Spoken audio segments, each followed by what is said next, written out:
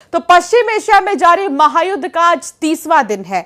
जैसे जैसे दिन बीत रहे हैं वैसे वैसे युद्ध और विध्वंसक होता जा रहा है। युद्ध में हूथी की एंट्री ने इजराइल और अमेरिका की टेंशन बढ़ा दी है।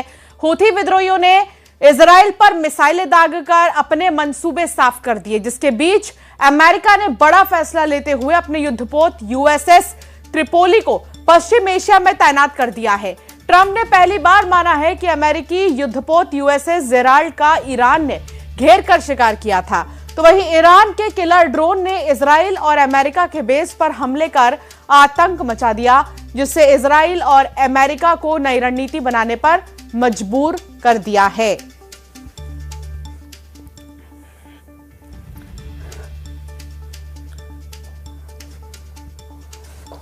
जंग में हूथी की एंट्री और युद्ध में यूएसएस जेराल्ड घायल, यूएसएस त्रिपोली तैनात अब किया गया है। नेटो कमांडर का डर, ईरान के किलर ड्रोन का आतंक देखने को मिल रहा है।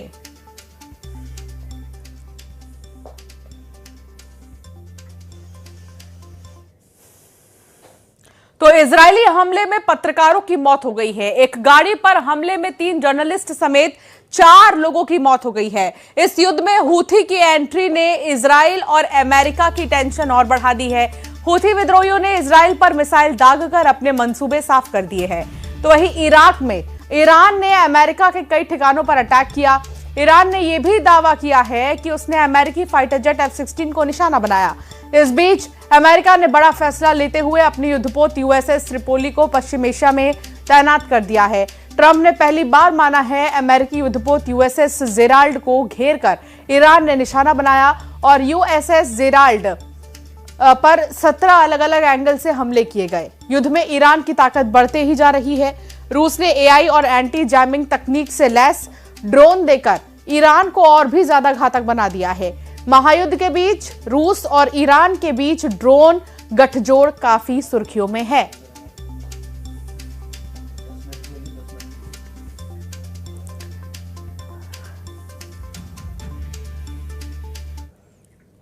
तो ईरान युद्ध में ऐसा लग रहा है कि आर पार की जंग चल रही है। इजराइल ने जहां ईरान के परमाणु ठिकानों पर हमला किया, तो वहीं दूसरी तरफ ईरान ने अमेरिका और इजराइल की नींद उड़ा रखी है। खबर है कि ईरान ने न सिर्फ अमेरिका बल्कि इजराइल के ठिकानों को भी बुरी तरह से तबाह कर दिया।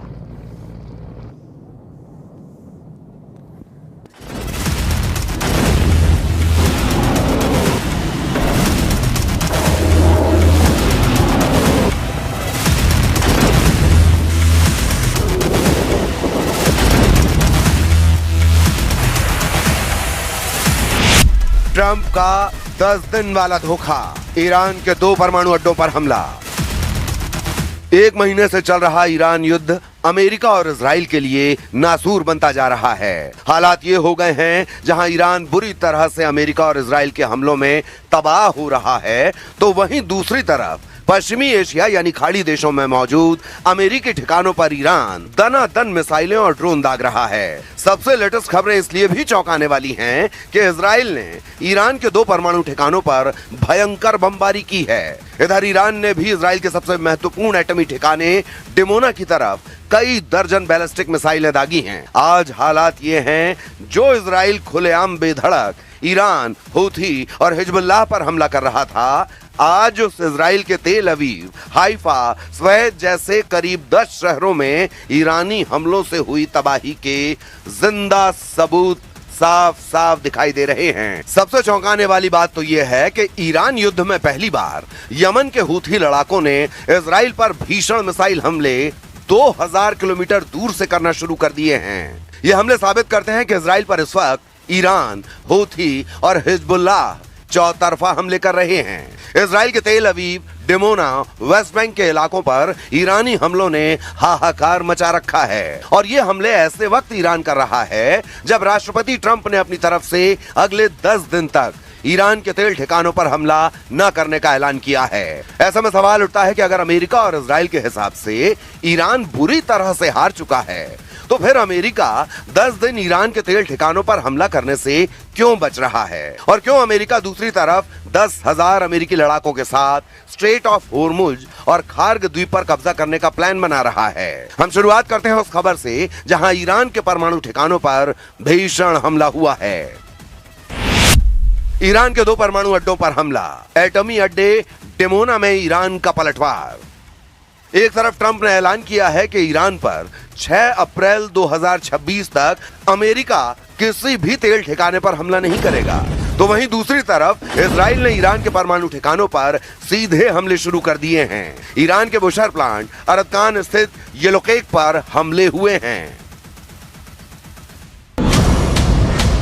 खुफिया रिपोर्ट के मुताबिक इजराइल ईरान के कम से कम 5 ठिकानों पर सीधा हमला कर चुका है। बुशहर प्लांट के पास भी इजराइल हमले कर चुका है। ईरान ने 3 घंटे में 50 विमानों से सीधे हमले किए हैं। खबर तो यहां तक है कि अमेरिका और इजराइल के संयुक्त हमलों में ईरान के नतांज के भूमिगत संवर्धन संयंत्र के कम से कम 3 भवनों और 2 प्रवेश द्वारों को नुकसान पहुंचा है। हालांकि IAEA ने संकेत दिया था कि मुख्य परमाणु इंस्टॉलेशन पूरी तरह नष्ट नहीं हुए हैं। अमेरिका को शक है कि यहीं पर ईरान का संवर्धित यूरेनियम हो सकता है। अमेरिकी सेना यहां पर हमला करके ईरान का यूरेनियम लूटने की कोशिश कर सकती है। Department of War has consistently outlined we are on or ahead of schedule in that operation and expect to conclude it at the appropriate time here in a matter of weeks, not months, and the progress is going very well. Obviously we have some work to do. We have to finish the job. In missile attacks की वजह से जोरदार missile attack हुए, जोरदार धमाके हुए और आसमान में हम देख पाए कि ये क्लस्टर बम इर्द गिर्द बिखर रहे थे। और अब यहाँ पे आप देख सकते हैं इस वक्त क्या हालात हैं।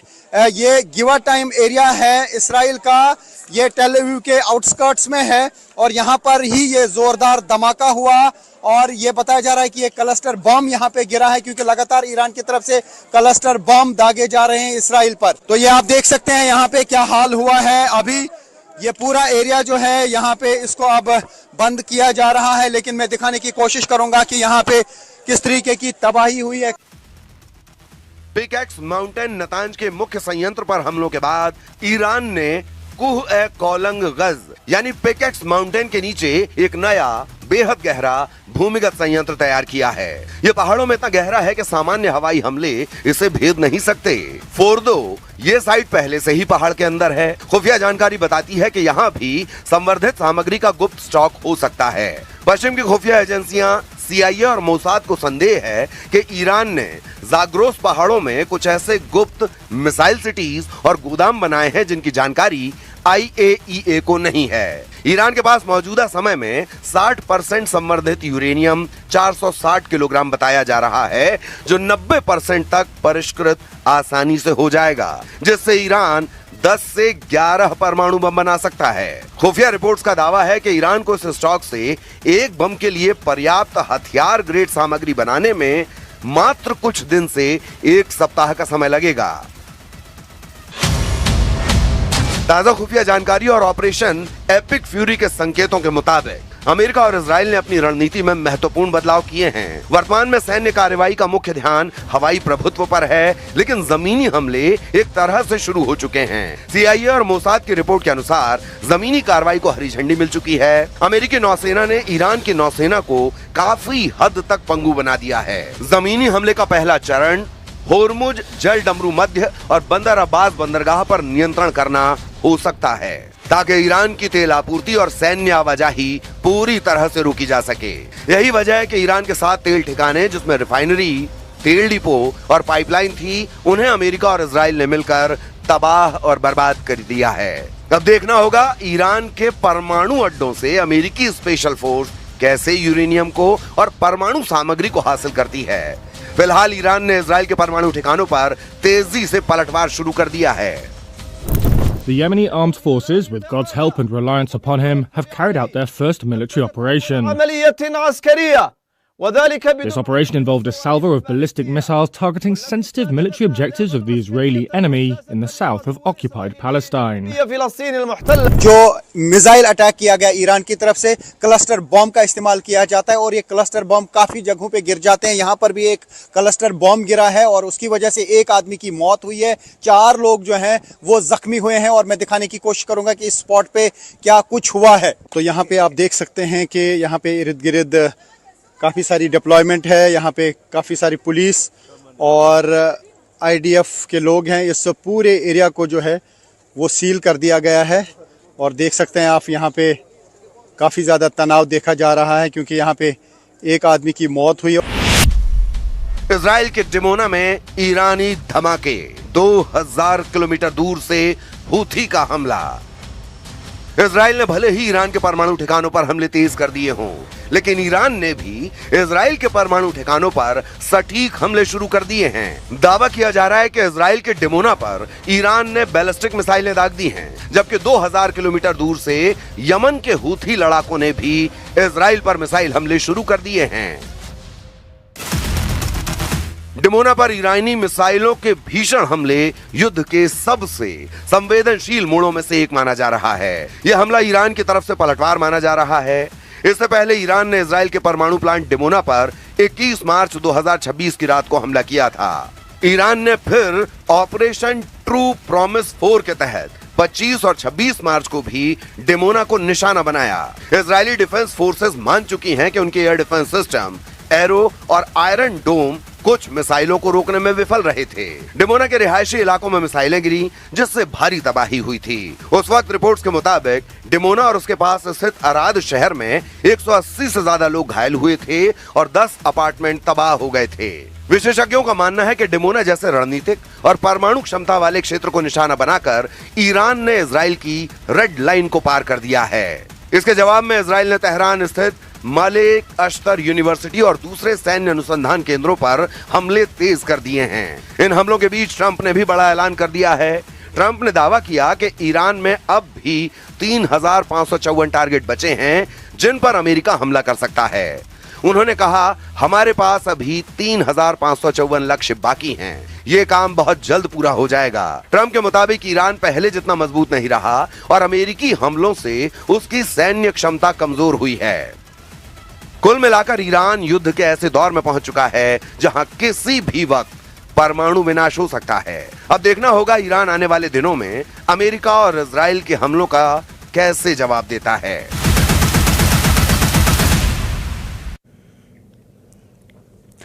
तो क्या क्या असर पड़ सकते हैं, किन चीजों को लेकर खतरे की घंटी है, अब वो आपको ग्राफिक्स के जरिए बताते हैं। क्योंकि अभी मौजूदा समय में मिडिल ईस्ट में बहुत चीजें ठीक नहीं है। बाब अल मंदेब गलियारे को बंद कर सकते हैं। इसके अलावा वैश्विक समुद्री व्यापार संकट और गहरा सकता है। हॉर्मुज स्ट्रेट के बाद एक और समुद्री रास्ता बंद हो सकता है। कच्चा तेल और गैस सप्लाई पूरी तरह से बंद हो सकता है। लाल सागर के तटीय क्षेत्रों पर हूथी का नियंत्रण भी देखने को मिल सकता है। इसके अलावा 2023 से 25 के बीच 100 से भी ज्यादा व्यापारी जहाजों पर हमला कर चुका है। तो कुल मिलाकर अगर देखा जाए तो जंग में हूथी की एंट्री हो चुकी है और अब नए खतरे की घंटी है। वो खतरे क्या क्या है ये आपको बता रहे हैं। तो ऐसे में अब सवाल यही है कि अब इस खतरे से बाहर कैसे निकला जाएगा, क्योंकि ये वो तमाम खतरे हैं जो हो सकते हैं। अब आगे बढ़ेंगे और बात करेंगे ईरान से बढ़ते तनाव के बीच अमेरिका ने अपनी सैन्य मौजूदगी को और भी ज्यादा मजबूत कर दिया है। अमेरिकी नौसेना का अत्याधुनिक युद्धपोत USS त्रिपोली अब पश्चिम एशिया पहुंच चुका है। इस युद्धपोत के साथ करीब 3500 मरीन तैनात है जो किसी भी इमरजेंसी के वक्त तुरंत कार्रवाई करने के लिए तैयार है। यह तैनाती ऐसे समय की गई है जब ईरान और इजराइल के बीच तनाव लगातार बढ़ रहा है। इसके अलावा अरब सागर और खाड़ी क्षेत्र में समुद्री व्यापार मार्गों की सुरक्षा भी अमेरिका की प्राथमिकता बनी हुई है। तो वही कयास ये लगाए जा रहे हैं कि ट्रंप ईरान के खिलाफ कोई बड़े ऑपरेशन को अंजाम दे सकते हैं, जिसे अमेरिका का निर्णायक हमला माना जा रहा है।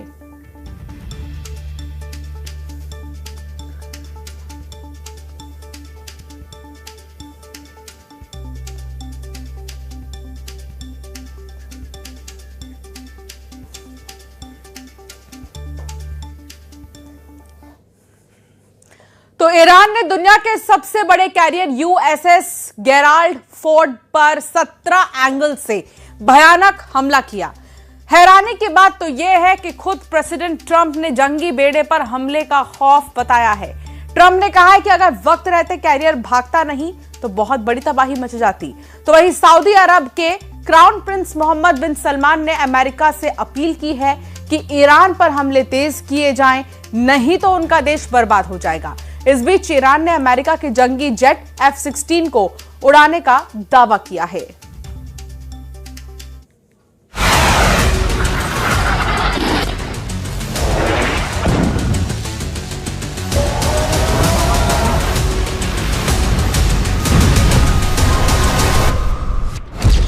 पुतिन की पावर से इजराइल को पीट रहा है Iran.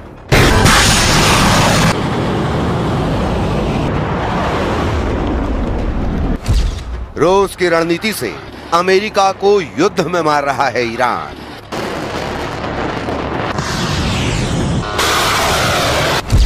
Most powerful leader Trump को युद्ध में उलझाए रहेंगे।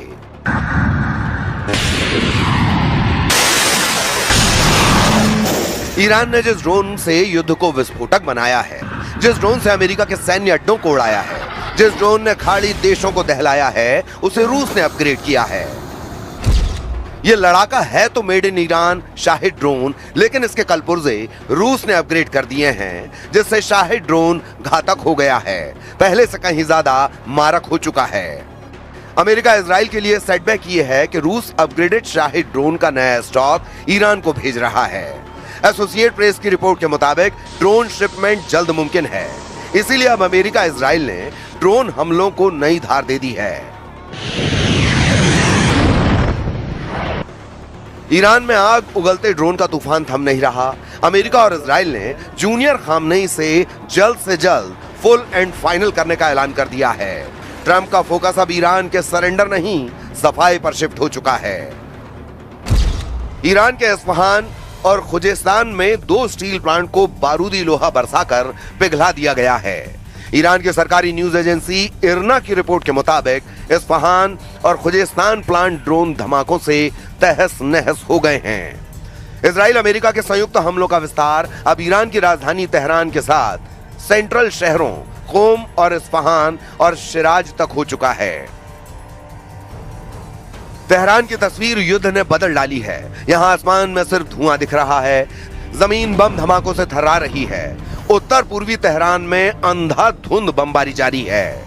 ईरान के air defence interceptor America Israel के हमलों को रोकने में नाकाम साबित हो रहे हैं। इस बीच सऊदी अरब के क्राउन प्रिंस मोहम्मद बिन सलमान ने ट्रंप से अपील की है कि ईरान पर हमलों को और तेज किया जाए। इसकी वजह सऊदी अरब पर ईरान का ताबड़तोड़ मिसाइल अटैक है। ईरान ने सऊदी अरब में भारी तबाही मचा रखी है।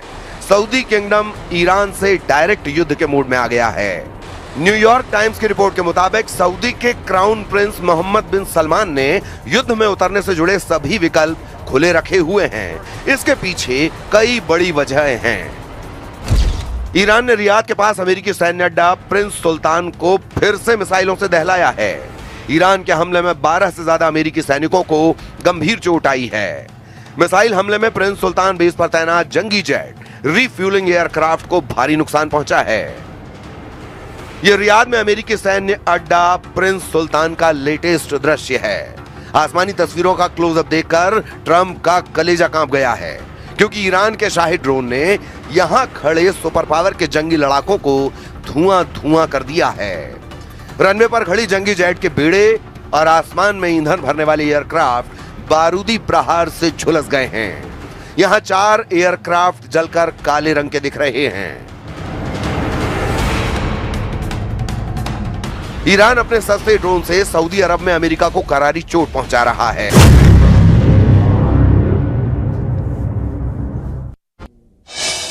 22 दिन बाद स्कॉटलैंड से भिंड आया छात्र का शव, रात में ही किया अंतिम संस्कार। परिजनों ने हत्या किए जाने की जताई आशंका।